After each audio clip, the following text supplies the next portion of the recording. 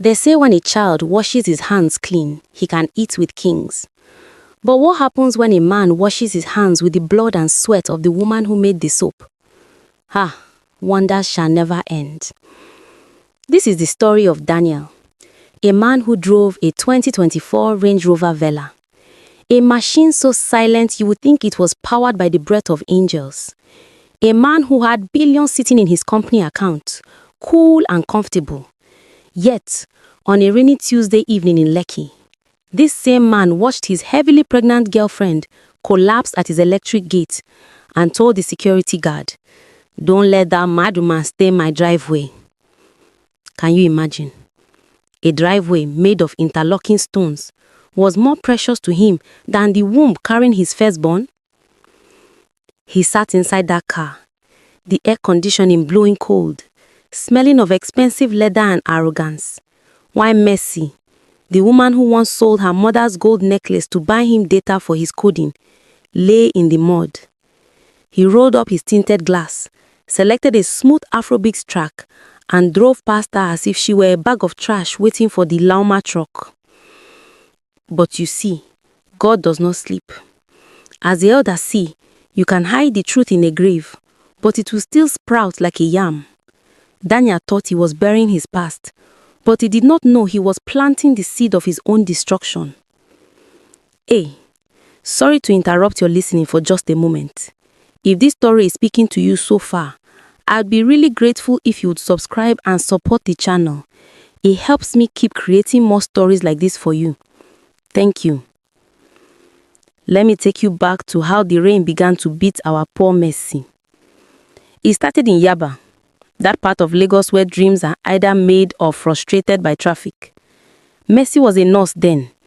Not the biggest nurse in the hospital, but the kind with a gentle touch, the one patients prayed for. She loved Daniel when he was nobody, when his shirts were threadbare at the collar and his shoes leaned to one side. She was the one who took loans from the cooperative society at work to fund his startup, Dan Tech Solutions. "Don't worry, baby. When I blow, the world will be at your feet." She believed him. Is love not blind?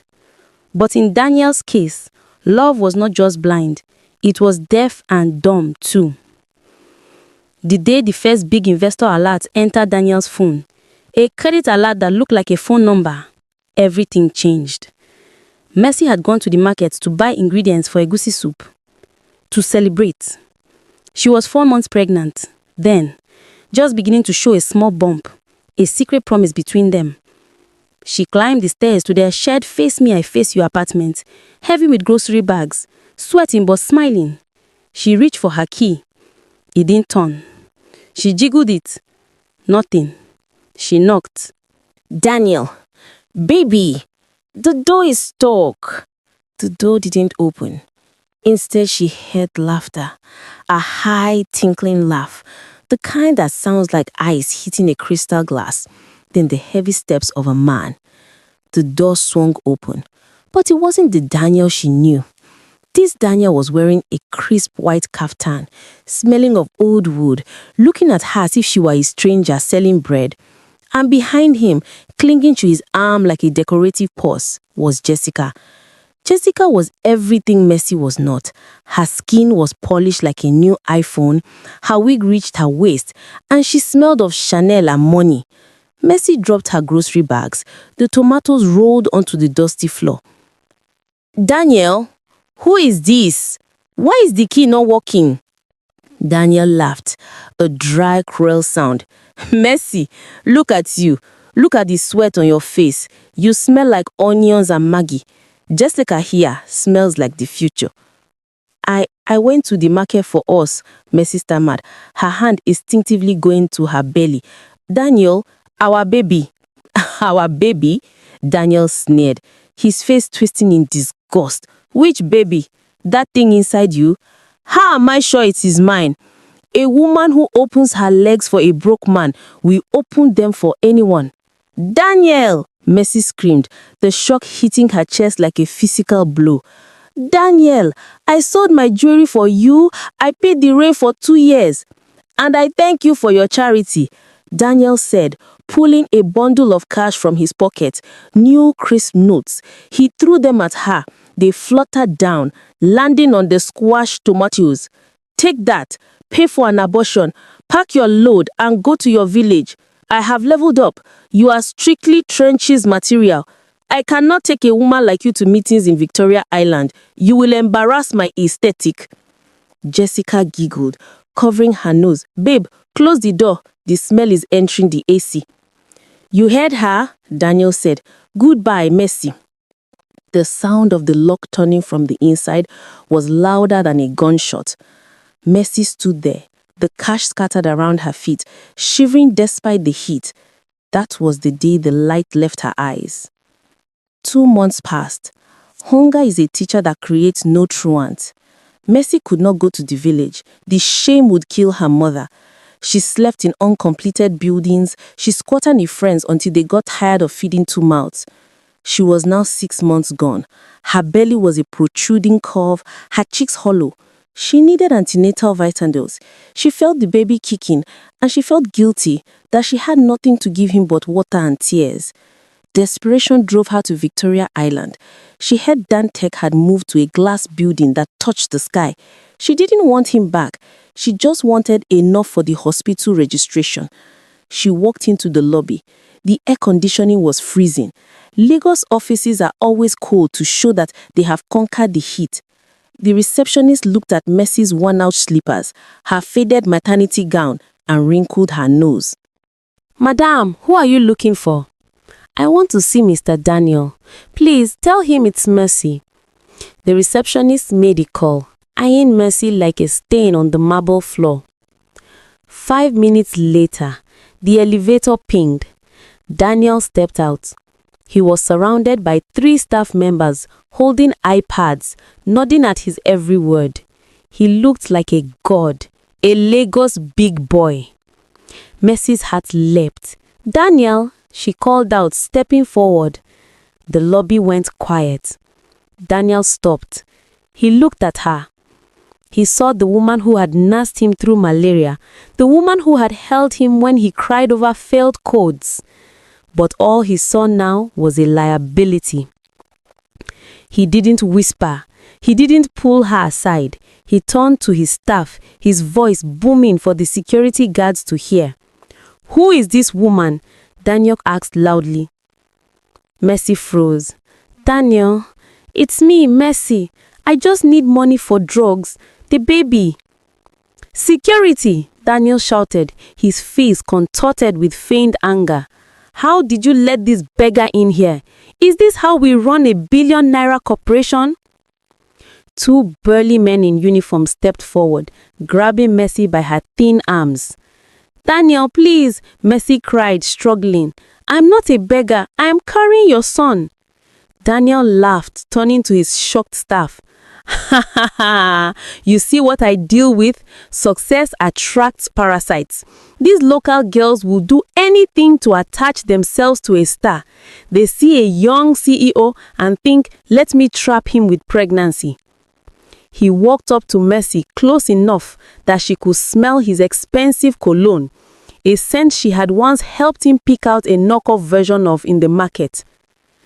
Let me make myself clear, he hissed, low enough for only her to hear, but his eyes broadcasting hate to the room. You are dead to me. If you come here again, I will have you arrested for harassment. Do you think a man like me mates with a wretched thing like you? He stepped back and waved his hand dismissively. Throw her out and sanitize the floor where she stood. As the security guards dragged her out, her slippers scraping against the polished granite, Mercy locked eyes with him. She didn't cry this time. She just looked at him with a sorrow so deep that it should have cracked the glass walls. But Daniel just fixed his cufflinks and turned back to his team. So, as I was saying about the Q3 projections. Another 2 months. Mercy was now 8 months pregnant. She was heavy, slow, and determined. She refused to beg. A nurse has pride. She started making zobo and chapman. She bought cheap plastic bottles, boiled the hibiscus leaves in the early hours of the morning at the kiosk of a kind woman named Mama Joy, and trekked to the upscale malls in Lekki. She stood outside the parking lot, the sun beating down on her swollen neck. "Buy cold zobo, pure Chapman," she would chant, waddling between the polished cars of the rich. It was a Saturday. The mall was packed. Families, couples, teenagers. Mercy had sold only 3 bottles. Her back was breaking. Then, the white Range Rover Velar pulled up.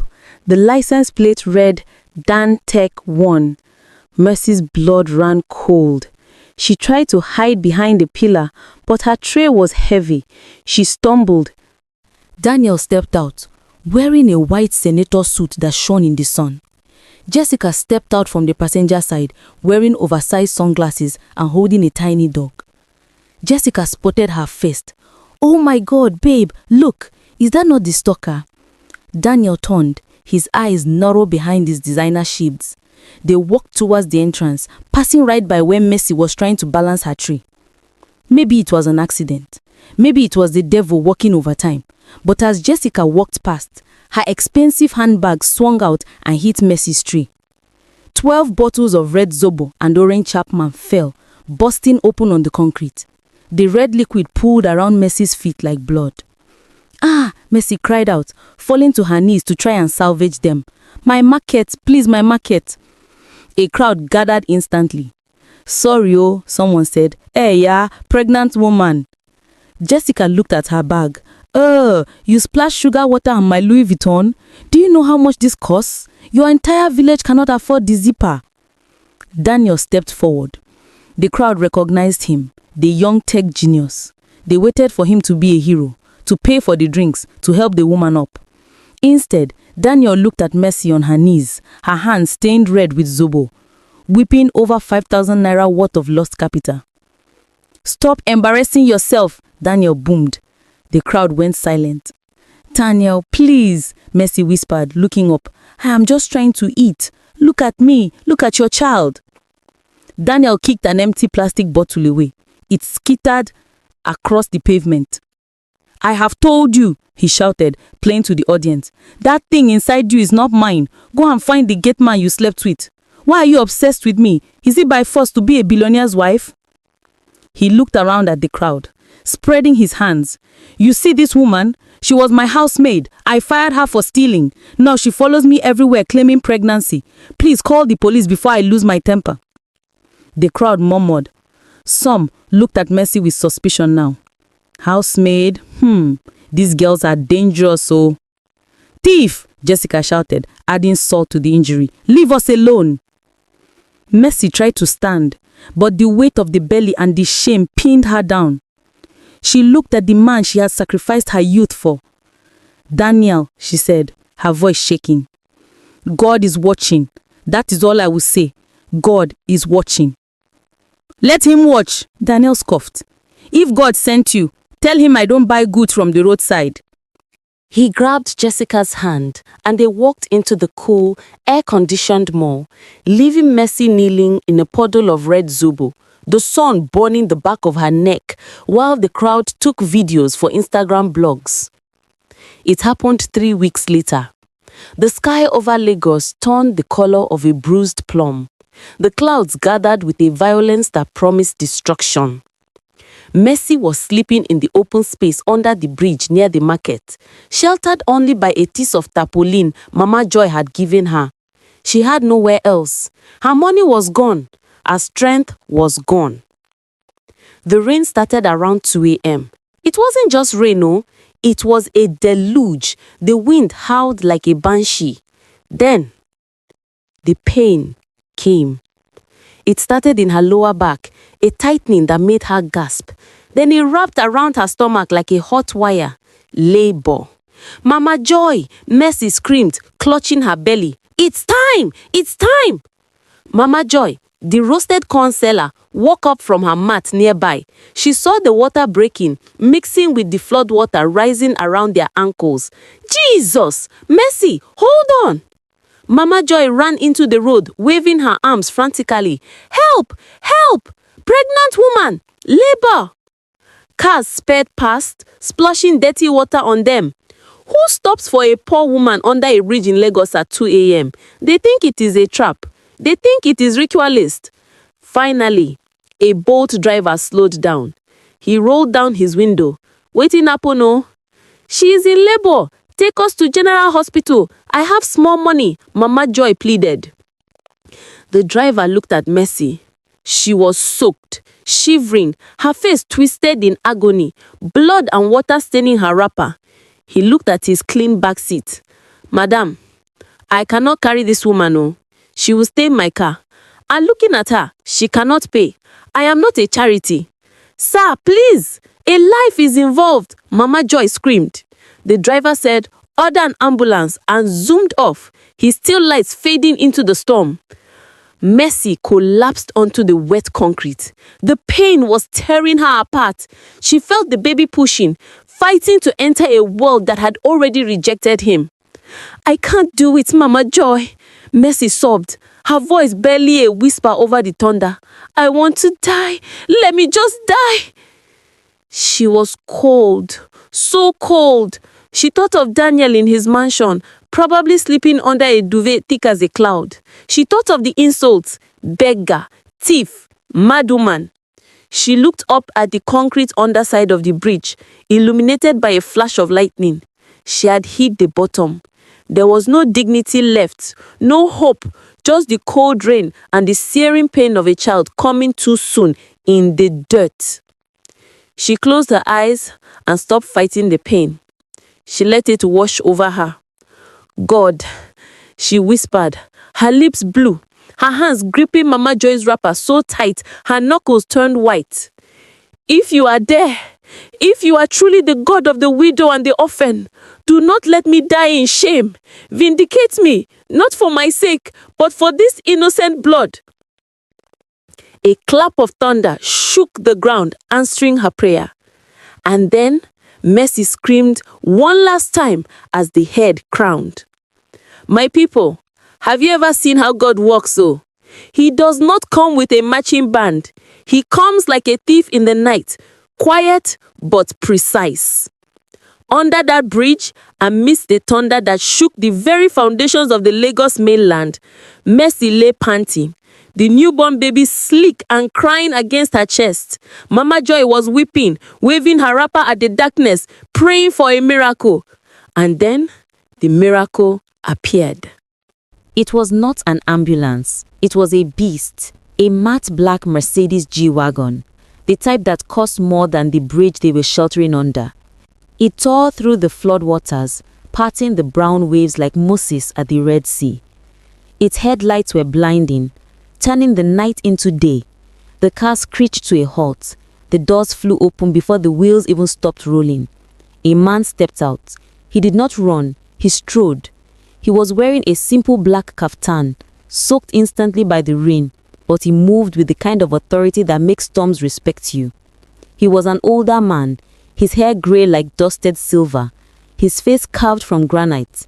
He was not a screamer like Daniel. This was the quiet power of old money. Wealth that does not need to shout because it whispers to the central bank. 2 heavy security men followed him, holding large umbrellas, but the man ignored them.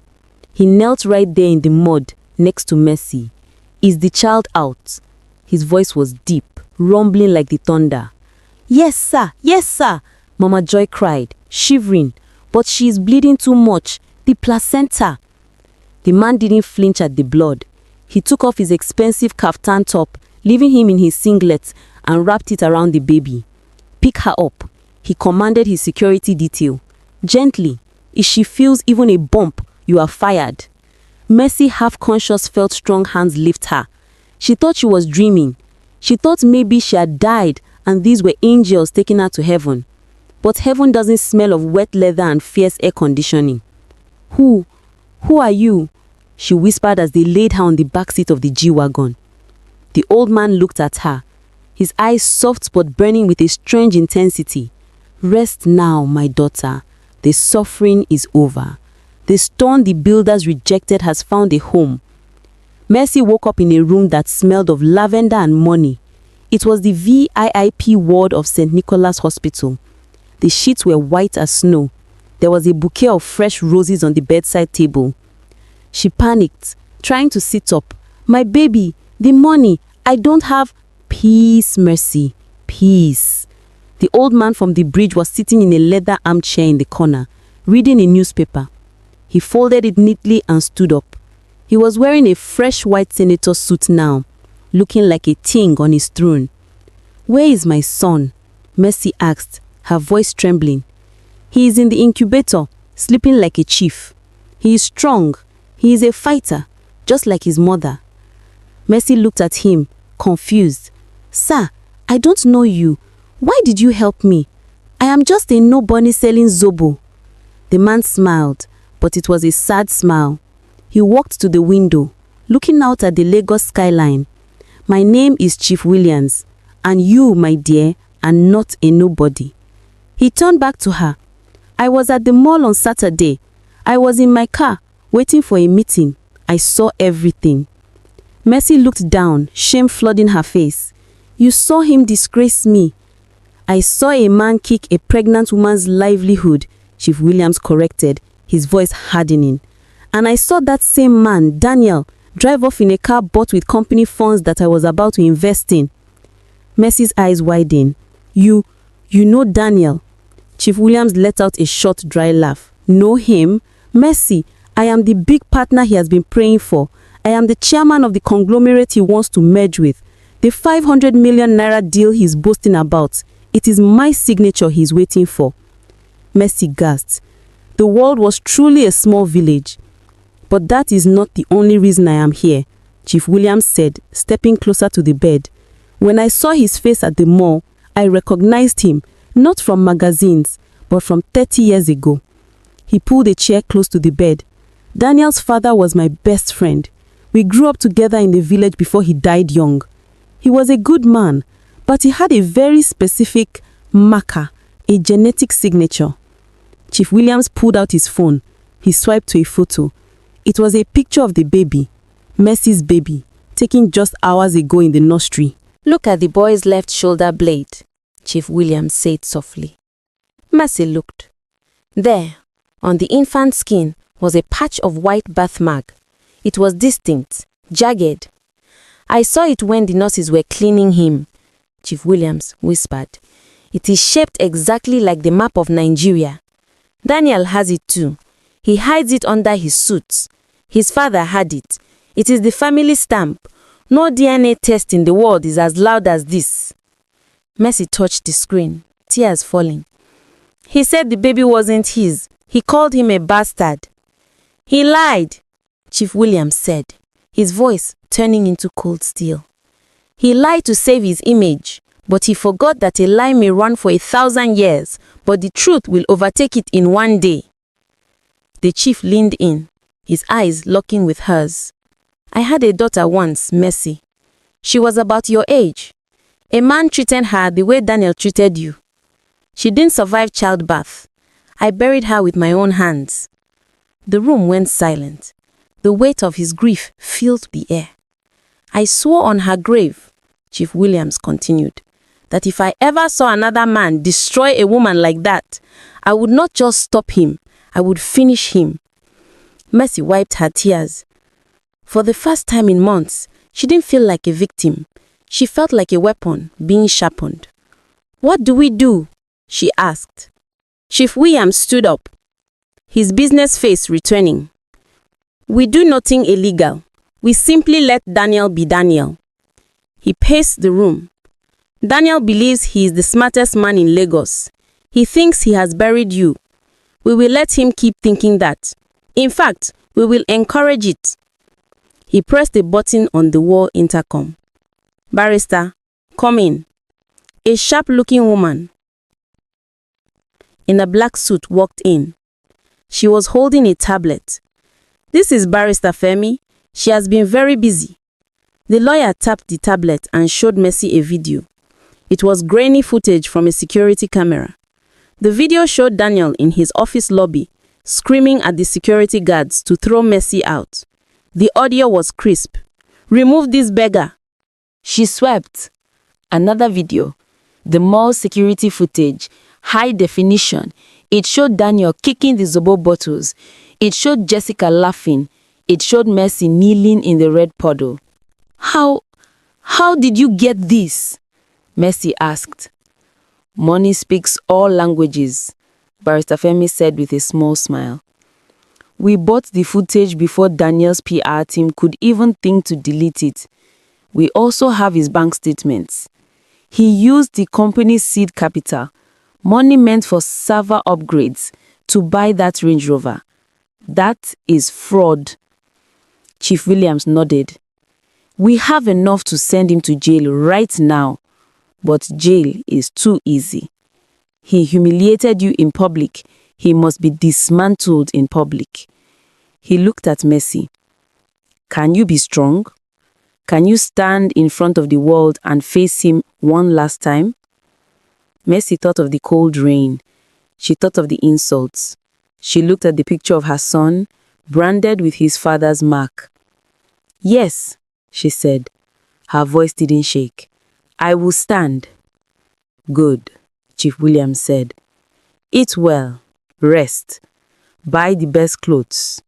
Because in 2 weeks, Daniel is hosting his Tech Titan launch at Echo Hotel.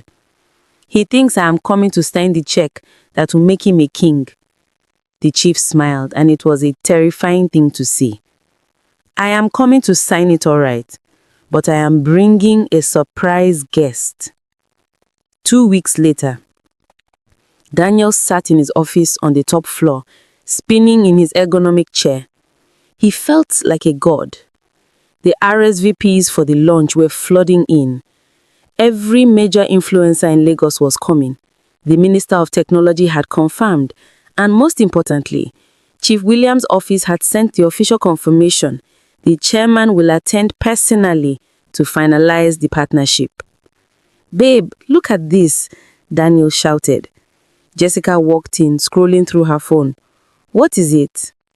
Chief Williams is coming. 500 million naira. Do you know what that means? We are buying a house in Banana Island next month. No more Lekki traffic for us. I told you, babe, you just needed to cut off that dead weight. Look at how you have flown since you got rid of that village girl. Daniel laughed. Mercy? God, I had almost forgotten her name. She's probably back in her village selling pepper by now. Or dead. Who cares? He picked up his phone and dialed his tailor. Hello? Yes. For the suit, I want it white. Pure white. Like an angel. Yes. I want to look like the savior of Nigerian technology. He swiveled his chair to look out the window at the sprawling city of Lagos. He felt invincible. He had the car, the girl, and the money. The past was buried in the mud. Also, he thought.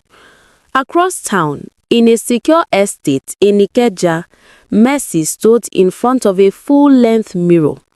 She was no longer the ragged girl selling zobo. Her skin was glowing, fed by good food and rest. She wore a dress that cost more than Daniel's rent, a deep royal blue that made her look like a queen. Behind her, Chief Williams held the baby, who was cooing softly. Are you ready, my daughter? Chief Williams asked. Mercy adjusted the collar of her dress. She touched the baby's cheek. She looked at her reflection, and for the first time, she didn't see a victim. She saw the storm that was coming for Daniel.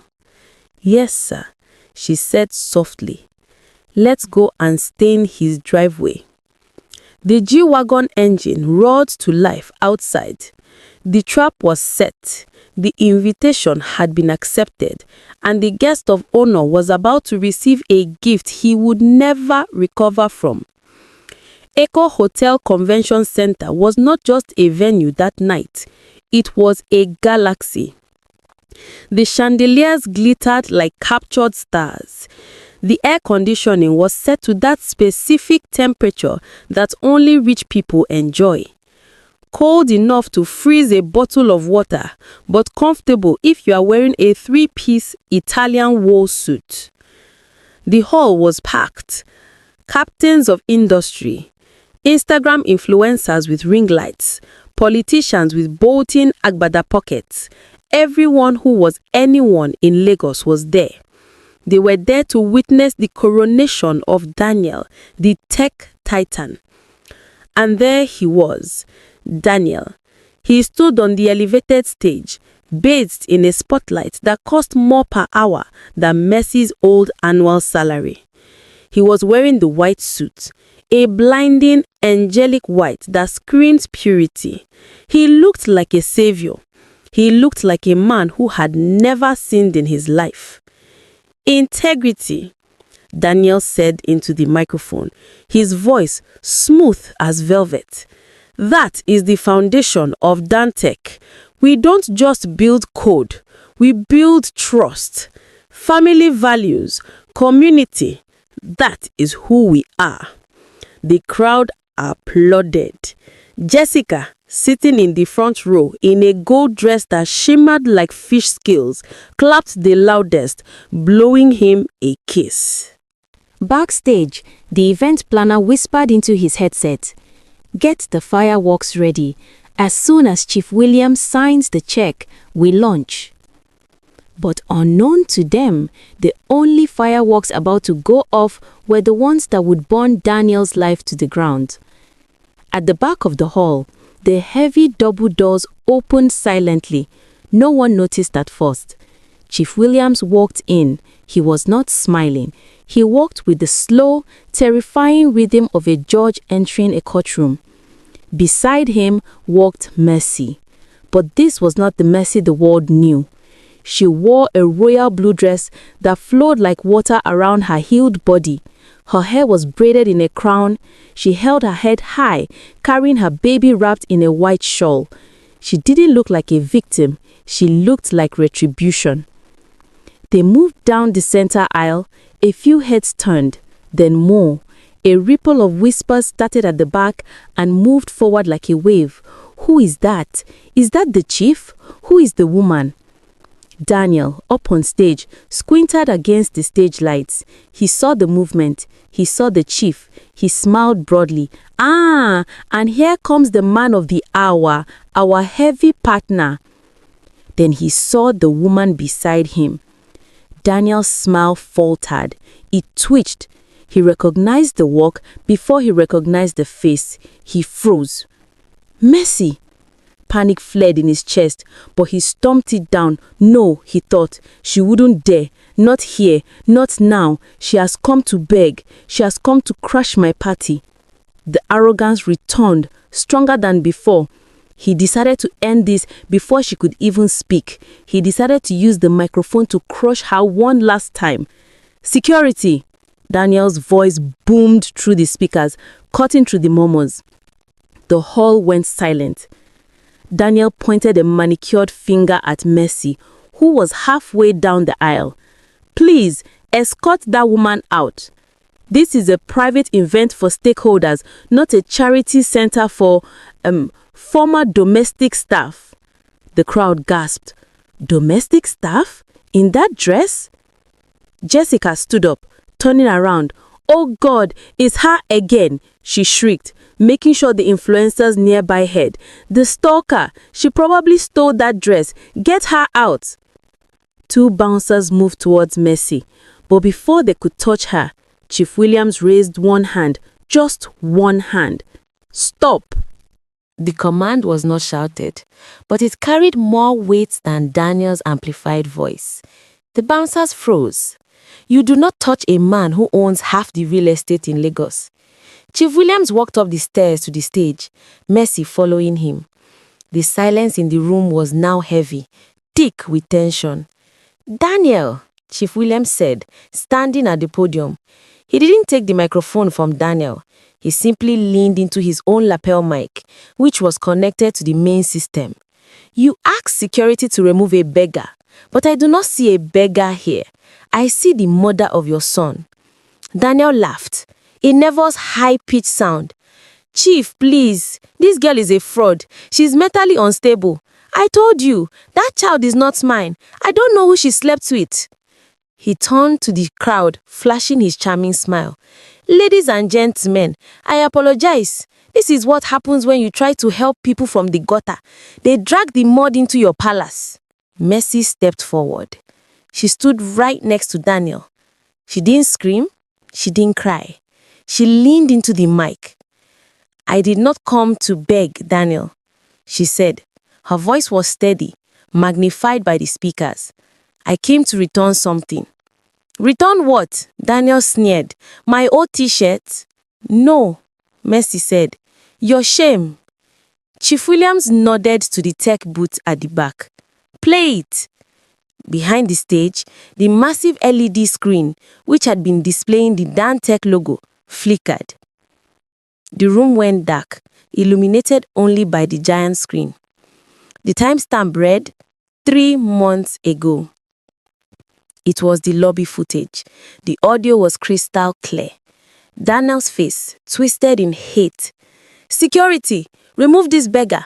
I don't know her. These local girls would do anything to attach themselves to success. The crowd watched as the guards dragged a pregnant, weeping Mercy across the floor. The timestamp read, 1 month ago. The more footage, high definition. Jessica laughing. The Zobo bottle was crashing. Daniel kicking the empty bottle at Mercy while she knelt in the red liquid. Go and find the gate man you slept with. The video ended. The lights came back up. The silence in the hall was deafening. It was the kind of silence that happens when a masquerade's mask falls off. You could hear the hum of the air conditioners. Daniel stood there, his mouth open. He looked at the crowd. He saw shock. He saw disgust. He saw phones recording live. That is AI, Daniel stammered, sweat breaking out on his forehead. It is a deep fake. Chief, you know technology. You know they can fake anything these days. This is a setup. This woman is a witch. He grabbed Jessica's arm. Tell them she's a stalker. Jessica pulled her arm away, looking at the screen, then at the crowd. She saw the tide turning. She saw the disgust in the eyes of the minister's wife in the front row. I didn't know, Jessica whispered, stepping back. Don't lie, Daniel shouted, losing his composure. You were there. Daniel, enough, Chief Williams said. His voice was like a gavel striking wood. You say the videos are fake?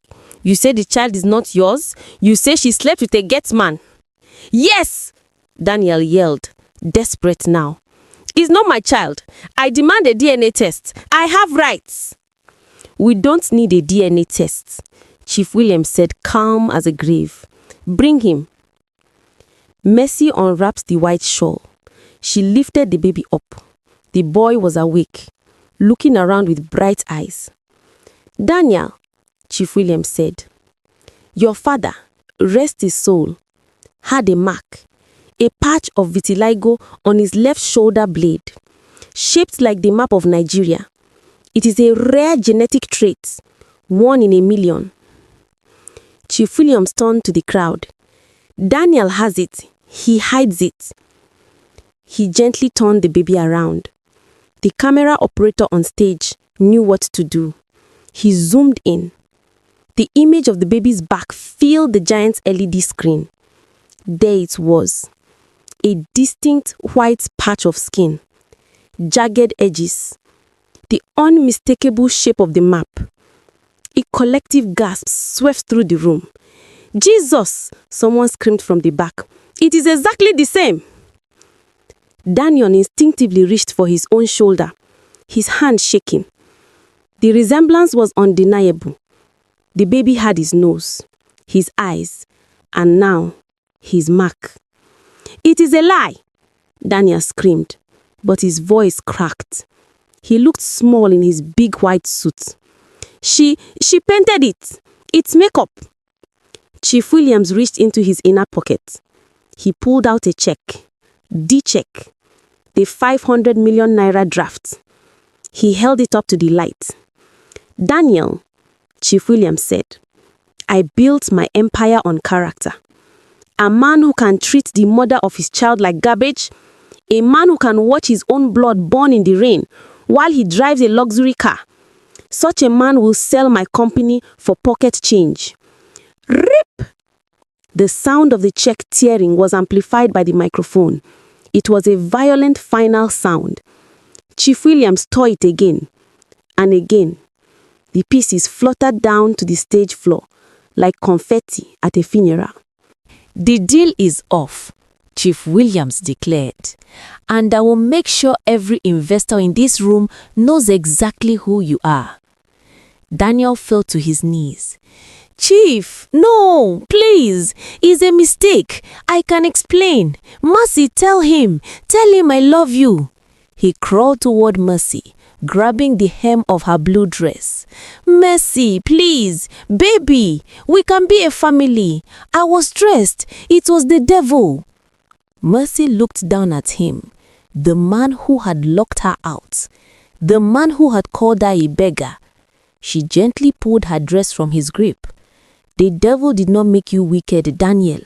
You did that all by yourself." She turned and walked away from him. Then the final blow came. From the side stage, 3 men in red jackets walked out. EFCC, the Economic and Financial Crimes Commission. The leader of the squad stepped up to the mic. "Mr. Daniel, we have a warrant for your arrest." "Arrest?" Daniel squeaked. "For what?" "Embezzlement of investor funds, fraud, and obtaining property by false pretense. That Range Rover Vela outside, the bank has already told it." The crowd erupted. The murmurs turned into roars. Flash bulbs went off like lightning. "No! No!" Daniel screamed as the officers grabbed his arms. "I am a tech titan. I am a CEO. You can't touch me. Jessica, call my lawyer." Daniel looked into the crowd for Jessica. She was already at the exit door. She paused, looked back at him being handcuffed, and shouted, "I am single. I didn't know him all." Then she disappeared. "Mercy!" Daniel howled as they dragged him across the stage. His white suit now rumpled, his shoes scuffing the floor, just as hers had scuffed the floor of his office lobby. She leaned into the mic one last time. "You are not a father, Daniel. You are just a donor." The officers dragged him out through the side exit. The door slammed shut. The hall was silent for a moment. Then, slowly, someone started clapping. Then another. Then the whole room stood up. A standing ovation, not for Daniel, but for the woman in blue who had survived the storm. Chief Williams put a hand on Mercy's shoulder. "Come, my daughter, let us go home. The trash has been taken out." As they walked off the stage, the screen behind them changed one last time. It showed the logo of the new foundation Chief Williams had secretly registered that morning. The Mercy Foundation, uplifting single mothers. My people, never look down on anyone unless you are helping them up. For the world is a spinning top. The person at the bottom today sits on top tomorrow. And remember, be careful how you treat people in your secret place, for God has a way of playing the video in public. As the elders say, the river that forgets its source will surely dry up. Daniel forgot that the ladder he used to climb was held by the woman he despised. He thought he was burying her, but he did not know she was a seed. Let this be a lesson to all of us. No condition is permanent. The person you call nobody today might be the one signing your gate pass tomorrow. Treat people with the fear of God, not because of who they are, but because of who you want to remain. My people, if this story shook you, do not enjoy the wisdom alone. I beg, smash that subscribe button and turn on the notification bell so you won't miss the next hot story. Share this video to your WhatsApp groups, your church groups, and even to that ex who thinks they have arrived. Let us gather in the comment section. Tell me, have you ever seen a table turn like this before? Let's discuss.